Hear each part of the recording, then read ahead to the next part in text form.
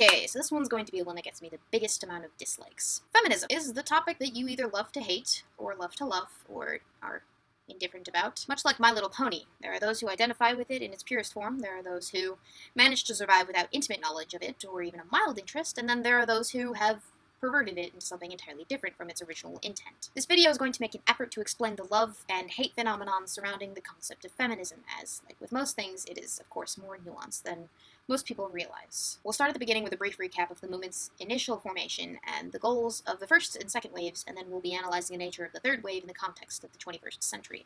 Hopefully by the end of this video I will have adequately conveyed why the third wave of feminism is the biggest overcorrection in history. I have absolutely nothing against classical feminism. Feminism at its core, which I will concede is the dictionary definition, which everyone and their mother already knows. I won't do that thing where I quote it to you guys, you've already heard it enough times, you know what it is. However, though I do not have anything against classical feminism, since its earliest days as a suffrage movement, it has been disgustingly perverted into the brand of feminism we all know today. According to Wiki, feminism has its origins rooted in the French Revolution, you know, that time in French history famous for beheading anyone who was even the slightest bit wrong.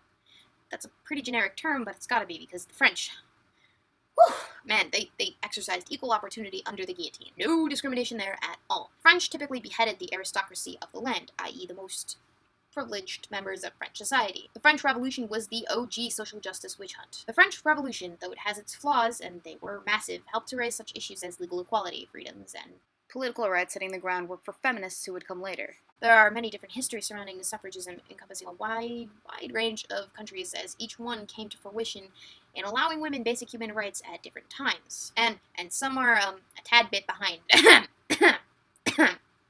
But I'm going to focus primarily on the US's history with gender equality. The 19th and 20th century, women realized that in order to make a change, it was imperative that they have the allotted rights to do so, the right to vote above all else. Hence, the first wave was born, which helped women achieve legal liberties such as the right to own property, to vote, etc. Note, the feminist fight for political rights is arguably one of the most taken-for-granted privileges females in the West have. 40% of the eligible voter population in the US did not vote in the last election, presumably half of which were female. I find this hilarious in a very morbid sense. Ironically, it was various religious organizations that spearheaded the movement for gender equality as a result of the temperance and abolitionist movements. I say ironic because religions historically have a horrendous track record with this subject. The claim was that women were morally superior to men, and that because of that difference, their presence in the political world would improve the process. The second wave of feminism began in the 1960s and lasted into the 1990s or 1980s, depending on your source. Best known for its emphasis in the realm of sexuality and reproductive rights, it also covered the scope of anti-war as well as civil rights rhetoric, which was a quality that stemmed from the fact that the second wave of feminism was different in demographic from that of the first wave. The first wave was predominantly made up of middle-class women, whereas the second wave drew in a wider demographic of women from various underdeveloping nations of multicultural backgrounds. During this movement, there was an establishment of battered women's shelters, alterations to divorce and custody laws, and they drew attention to domestic violence and the rape crisis. With that, we are brought into the scope of the third wave of feminism, which is a raging storm with no definitive battle lines drawn. They are a movement that stands for everything and nothing. In this respect, I'm referring to the many sects of feminism that have a grasp in every aspect of social politics, even those that contradict themselves. To illustrate my point, take Emma Watson. If you follow the news at all, you will have seen the backlash Emma Watson received for posing in a photo shoot where one of the pictures portrayed her with her breasts very nearly uncovered.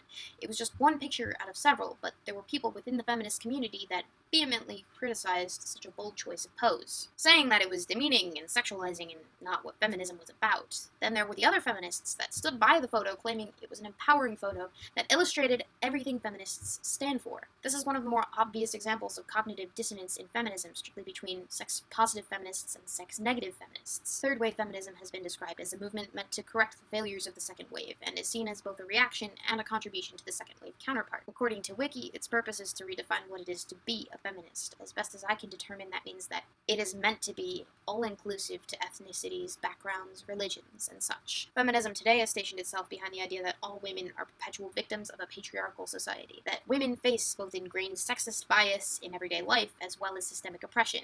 To top it all off, they even self-blame by insinuating that women themselves are slave of their own internalized misogyny. If you ask a feminist, she'll tell you that that is what I'm doing right now, that I'm a victim of my own internalized misogyny, which has been ingrained in me over a period of time. That would be the victimhood narrative that I spoke of, but let me make one thing very clear. I am not a victim. I am where I am today at a university with a substantial scholarship on the fast track to success because of my own merit, will, and volition, not in spite of the patriarchy. If anything, I would go as far as to associate my success as being due to the predominantly overwhelming male influence throughout my life, as I, for the most part, grew up in a house that consisted of guys. There is a definition that many women frequently neglect to cite in their arguments when discussing gender inequality and sexism in the West.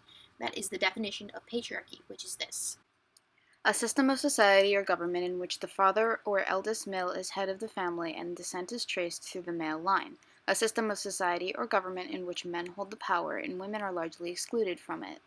That definition is inapplicable in the West. Here on the screen are various women involved in U.S. politics that have an impact on our government every day. And if you're going to refute that point with, but Congress is demographically dominated by males, I would counter by bringing back my earlier point, which was this: 40% of the eligible voter population didn't vote in the last election, presumably half of which were female. If you had wanted to turn the tides of demographics, that would have been your chance. However, the midterm elections are always a thing to look forward to. Furthermore, there is no law that states that women cannot run for office.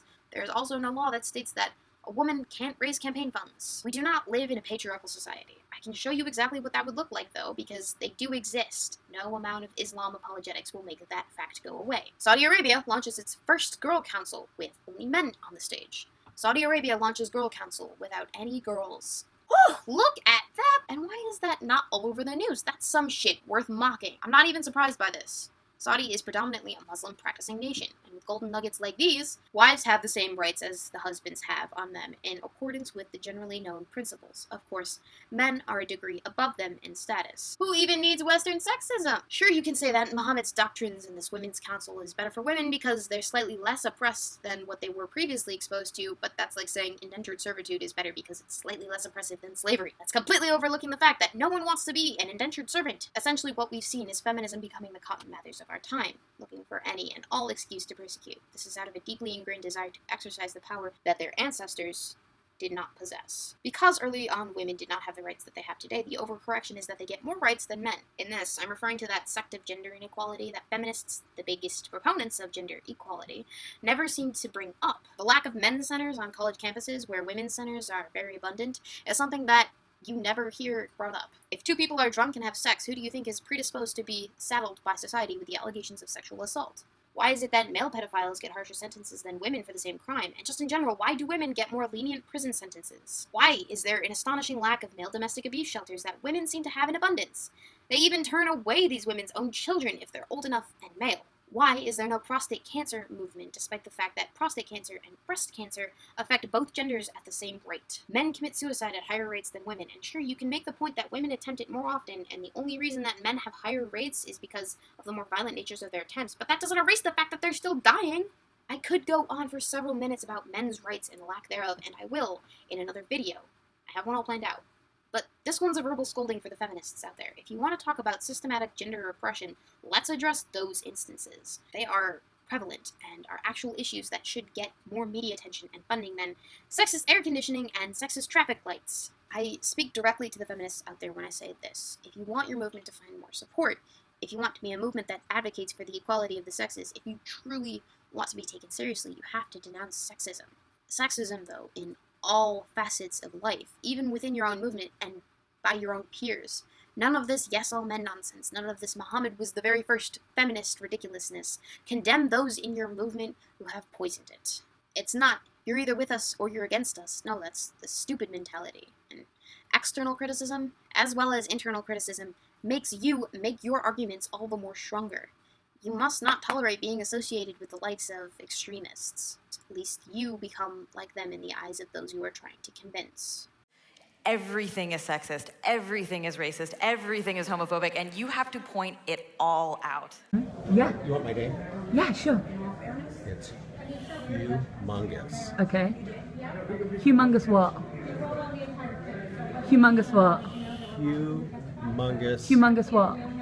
Humongous. Humongous what? Humongous. Humongous what? That's what it is. Humongous what?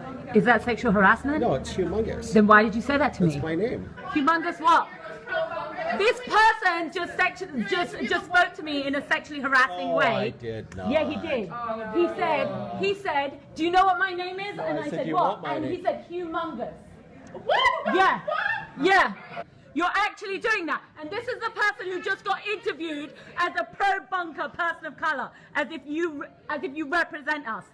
They're using you as a token, and then you speak to me in a sexually harassing manner. How dare you? How dare you? Disgusting! Disgusting! You left the room saying your daughter's lives matter, but Disgusting! You just